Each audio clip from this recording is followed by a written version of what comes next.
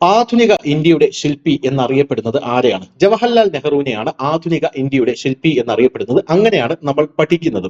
എന്നാൽ ജവഹർലാൽ നെഹ്റു ഇന്ത്യയോട് ചെയ്ത ചതികൾ, ക്രൂരതകൾ എന്തൊക്കെയാണ് എന്ന് 2014 ശേഷമാണ്, നരേന്ദ്രമോദി സർക്കാർ വന്നതിന് ശേഷമാണ് പലരും നമ്മുടെ രാജ്യം അറിയാൻ തുടങ്ങിയത്, അല്ലെങ്കിൽ അറിയിക്കുന്നത് എന്നുള്ളതാണ് കാര്യം. കാരണം സ്വാതന്ത്ര്യം കിട്ടിയത് തൊട്ട് ഇതുവരെ, അതായത് 2014 വരെ കോൺഗ്രസ് പാർട്ടിയുടെ അപ്രമാദിത്വമായിരുന്നു.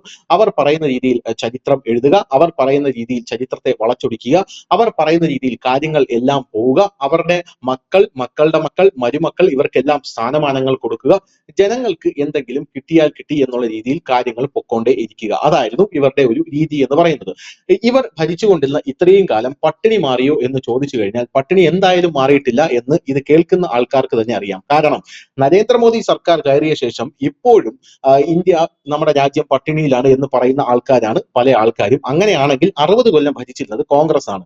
അവർ അത്ര നാൾ 60 കൊല്ലമായിട്ടും പട്ടിണി മാറ്റിയില്ല. എന്നാൽ 2014 മുതൽ 2024 വരെ മോദി ഭരിച്ചപ്പോഴേക്കും പട്ടിണി എത്രയാണ് കുറഞ്ഞത് എന്ന് കണക്കുകൾ എടുത്തു നോക്കിക്കഴിഞ്ഞാൽ തന്നെ നിങ്ങൾക്ക് മനസ്സിലാക്കാൻ സാധിക്കും.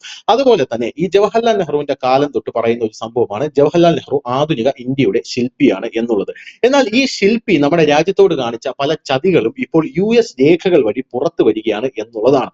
ആദ്യത്തെ ചതി എന്ന് പറയുന്നത് അക്സായ് ചിൻ എന്ന് പറയുന്ന നമ്മുടെ ജമ്മു കാശ്മീരിന്റെ സുപ്രധാനമായിട്ടൊരു ഭാഗം അത് ചൈനയ്ക്ക് എടുത്തു കൊടുക്കുക എന്നുള്ളതായിരുന്നു. ചൈനയ്ക്ക് ഇത് അടർത്തി കൊടുത്ത ശേഷം നെഹ്റു പറഞ്ഞ ഒരു വാചകമുണ്ട്, അത് വെറും തരിശു ഭൂമിയാണ് എന്നുള്ളത്. ഇപ്പോൾ ആ പ്രദേശത്ത് ചൈന കൂടാരം കെട്ടിയാണ് ഇന്ത്യയെ ആക്രമിക്കാനുള്ള സുപ്രധാനമായിട്ടുള്ള തീരുമാനങ്ങൾ മെനയുന്നത് എന്നുള്ളത് നമ്മൾ ആരും കാണാതെ പോകരുത്. ഇനി രണ്ടാമത്തെ ഒരു കാര്യം, പാക് അധീന കശ്മീരിനെ സംബന്ധിച്ചൊരു വിഷയമാണ്.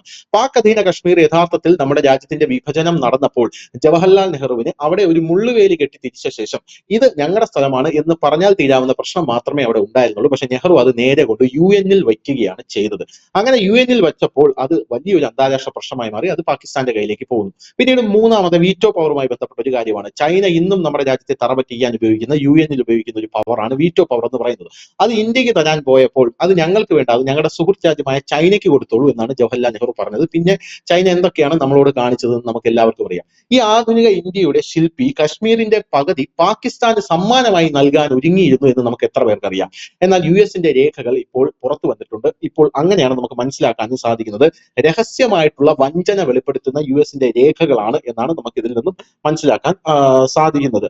ജമ്മു കശ്മീരിനെ കുറിച്ച് ജവഹർലാൽ നെഹ്റുവിന്റെ അചഞ്ചലമായ നിലപാടിനെ കുറിച്ചുള്ള ഏറെ പ്രചരിച്ച ഒരു വിവരണം അടുത്തിടെ അമേരിക്കൻ നയതന്ത്ര ടെലിഗ്രാമുകൾ പരസ്യപ്പെടുത്തിയിട്ടുണ്ട്. ജമ്മു കശ്മീരിന്റെ ഗണ്യമായ ഭാഗങ്ങൾ പാകിസ്ഥാന് കൈമാറാൻ നെഹ്റു സർക്കാർ നടത്തിയ രഹസ്യ ശ്രമം ഈ രേഖകൾ തുറന്നു കാട്ടുന്നുണ്ട്.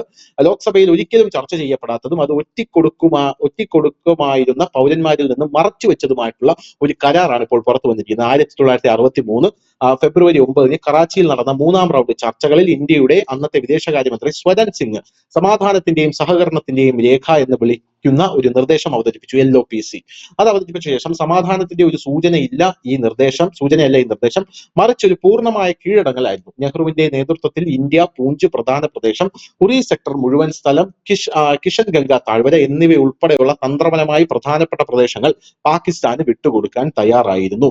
രണ്ടാമത്തെ കാര്യം, ഈ പ്രദേശങ്ങൾ വെറും തരിശു ഭൂമികളല്ല, മറിച്ച് എണ്ണമറ്റ ഇന്ത്യക്കാരുടെ പ്രതിരോധത്തിനും ഉപജീവന മാർഗത്തിനും നിർണായകമായ പ്രദേശങ്ങളായിരുന്നു. ഈ പ്രദേശമാണ് ജവഹർലാൽ നെഹ്റു പാകിസ്ഥാന് ഒരു കണ്ണിൽ ചൊരയുമില്ലാതെ വിട്ടുകൊടുക്കാൻ തയ്യാറായത് എന്നുള്ളതാണ് വേറൊരു കാര്യം. തരംതിരിച്ച രേഖകൾ പ്രകാരം LOPC ഇനി പറയുന്ന പ്രാദേശിക ക്രമീകരണങ്ങളാണ് നിർദ്ദേശിച്ചിട്ടുള്ളത്. ഒന്ന്, പൂഞ്ച് സെലിയന്റ്, ഉറി, ചരിത്രപരവും തന്ത്രപരവുമായിട്ടുള്ള പ്രാധാന്യമുള്ള പൂഞ്ച് സെലിയന്റ്, ഉറി സെക്ടർ എന്നിവ കീഴടങ്ങിക്കൊണ്ട് വെടിനിർത്തൽ രേഖ നേരെയാക്കാൻ ഇന്ത്യ വാഗ്ദാനം ചെയ്യുന്നുണ്ട്. അതായത് ഇത് അങ്ങോട്ട് തരാം, നിങ്ങൾ വെടിനിർത്തൽ രേഖ ചെയ്യണമെന്നാണ് പറയുന്നത്.